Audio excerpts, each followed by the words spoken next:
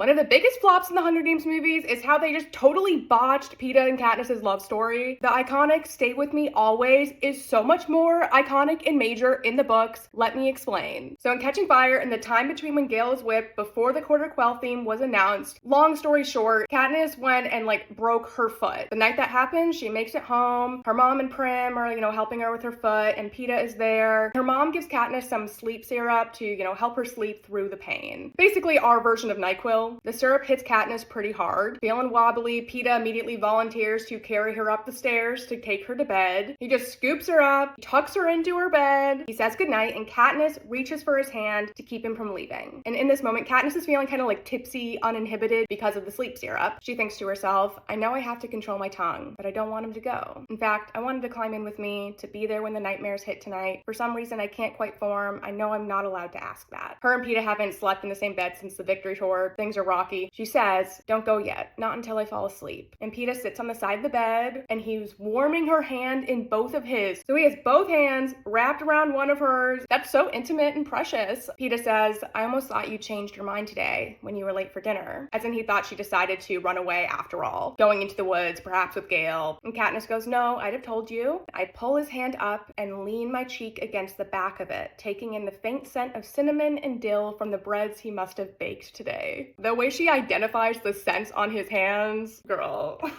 Cinnamon and dill, so that's sort of spicy and then fresh. She's about to fall asleep, but right before she does, she says, stay with me. And she hears him whisper back a word, but she doesn't quite catch it. And then she's out. So she doesn't realize what he said to her until Mockingjay. In the movies, this all went down so differently, obviously. So in the books, this was the first time she ever said, stay with me. So fast forward to Mockingjay. Right after Katniss gets banged in the chest, right over her heart in District 2, the chapter ends right when she's been hit. And then the next chapter begins with always in italics. And she was hit right over her heart. She was wearing protective armor, so she was okay, but her ribs were badly hurt. She's having dreams and a state of semi-consciousness, she's under a bunch of pain medication. And in this dream, Peeta whispers always, and she's searching for him in a gauzy, violet-tinted world with no hard edges and many places to hide. I push through cloud banks, follow faint tracks, catch the scent of cinnamon and dill. Once I feel his hand on my cheek, I try to trap it, but it dissolves like mist through my fingers. So that is her dream after she's been hit in the heart. And from there, she wakes up in the hospital in District 13. And Peeta is in his hijacked state at this time. She had left to go to District 2 pretty shortly after he was rescued, and she went there to mourn and be away from him because she was Peeta's gone forever, he's crazy now, and he hates me. And it's not until she's banged in the heart that she returns to 13, where Peeta is. So when she wakes up, she's remembering what all went down with her broken foot and the sleep syrup. She thinks, he had whispered something I couldn't quite catch, but some part of my brain had tracked his single word reply and let it swim up through my dreams to taunt me now. Always. Morphling dulls the extremes of all emotion, so instead of a stab of sorrow, I merely feel emptiness, a hollow of dead brush where flowers used to bloom.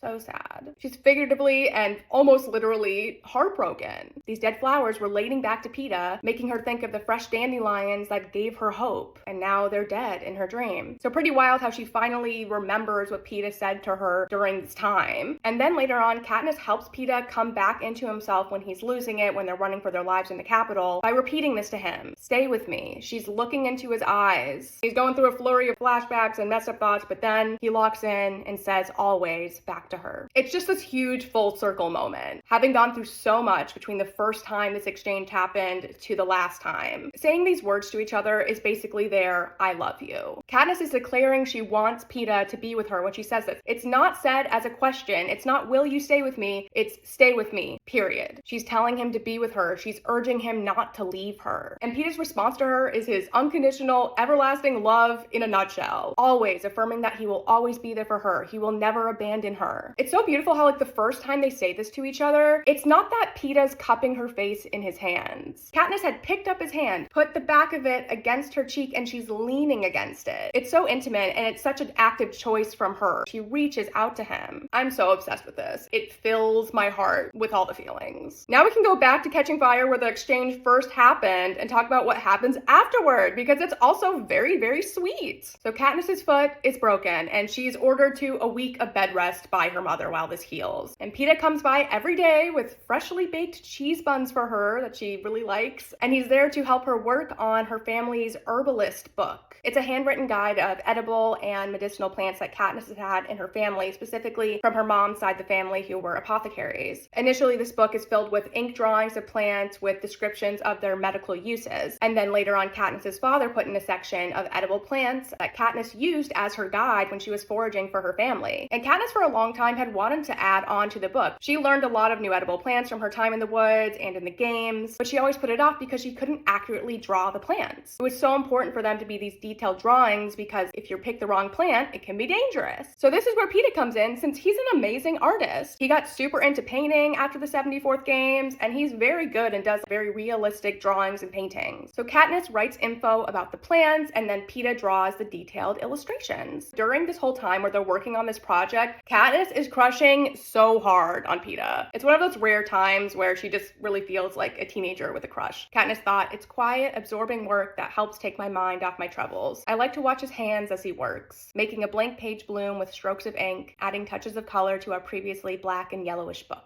So she's watching his hands and she's watching his face very intently. His usual easy expression is replaced by something more intense and removed that suggests an entire world locked away inside him. And she notes how she's seen flashes of this same expression before on him. She's seen it in the arena when he's speaking in front of a crowd, and she doesn't quite know what to make of it. So she's basically just like, wow, his face is so amazing when he's focusing. I wonder what he's thinking about. It's so cute. She also obsesses over his eyelashes. She became a little fixated on his eyelashes, which ordinarily you don't notice much because they're so blonde, but up close in the sunlight slanting in from the window, they're a light golden color and so long I don't see how they keep from getting all tangled up when he blinks. Girl, you're obsessed. I can just see it all so clearly in my head, and it's adorable. And there's a moment one time she's staring at him like this that Peeta suddenly stops drawing, and Katniss is worried he caught her spying on him, which in a strange way, maybe I was. Katniss, my sweet girl, you weren't spying. You were staring at him in admiration. It's just hilarious. But it doesn't seem like Peeta noticed. He says, "You know, I think this is the first time we've ever done anything normal together." And Katniss agrees that it's nice for a change. Up until all of this, all their interactions have just been like in the shadow of the games and the Capitol. What they're doing with the book is just pure quality time. They're working on a project together. It's something they're both interested in. And also this week, every afternoon, Peeta carries her downstairs out of her bedroom for a change of scenery, and then presumably back upstairs at night. Just imagine that every day your crush came over with freshly baked bread for you. He stays with you all day while you work on a project together. He's carrying you up and down the stairs every day, tucking you in at night. Swoon. But just FYI, Peeta's not sleeping over at her house this week. I don't think Mrs. Everdeen would allow that even if Katniss had asked, but like they're next door neighbors. I just love this time between them so much. They're just being together as if they're normal teenagers. Peeta has my whole heart.